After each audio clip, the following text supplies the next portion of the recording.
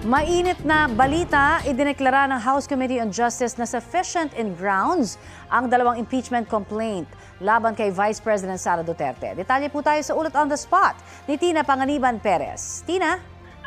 Connie, sufficient in grounds ang third at fourth impeachment complaints base sa desisyon ng House Committee on Justice. May inihaing magkahiwalay na mosyon sa komite para ideklarang sufficient in grounds ang third impeachment complaint laban kay Vice President Sara Duterte at ang fourth impeachment complaint at wala namang nag-object dito. Ibig sabihin, uusad na ang House Committee on Justice sa susunod na hakbang sa impeachment proceedings, ang pagsasagawa ng hearing proper. Inanunsyo ni House Committee on Justice Chair Jervy Luistro ang tinawag niyang predetermined na petsa ng hearing na isasagawa ng komite sa March 25, April 14, April 22 at April 29. Connie? Yes, Tina, paliwanag lamang pag sinabi nating sufficient in grounds, iba pa rin ba ito doon sa sinasabing form or substance? Paano ba nagkakaiba dyan? Magkaiba yan kasi yung sufficient in form, tapos na yon. Ito yung titingnan nila yung actual complaint na inihain. Di ba kung notarized ba, pinirmahan ba ng complainant, alam ba niya yung kanyang inaakusa, may basehan ba yung aligasyon niya, may in-attach ba siyang mga dokumento.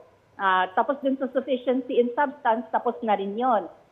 Ang itong sufficiency in grounds, ang determination nito ay kung may basehan para magsagawa na sila ng hearing proper. Ang sinundan nitong step, Connie, kung matatandaan mo ay yung paghahain na dapat ng answer nung pinapa-impeach na official at yung magiging reply ng complainant. Pero sabi nga, dahil may waiver, yung mga complainant, di ba, na nagsumite sila ng manifestation na hindi na kami sasagot. Kasi para wala tumuloy namang na. sinagot. Oo, kasi para tumuloy na. At saka, walang say-say kasi, sabi ng complainant, wala namang sinagot si VP Sara Duterte doon sa mga alegasyon namin. So, tinatawag nilang non-answer. Right. So, since non-answer for them, hindi na kami magsusumite ng reply.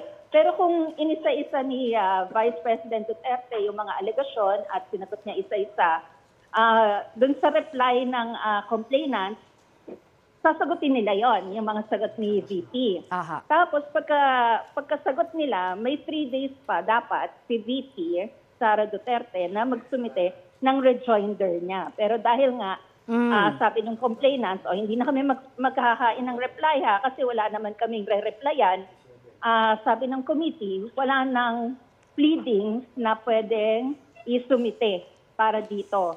Alright. So hanggang doon na sa reply or manifestation of waiver noong mga complaints. So aabangan na lang natin ang March 25 committee hearing. Hearing Alright. proper. Okay. Maraming salamat, Tina Panganiban Perez.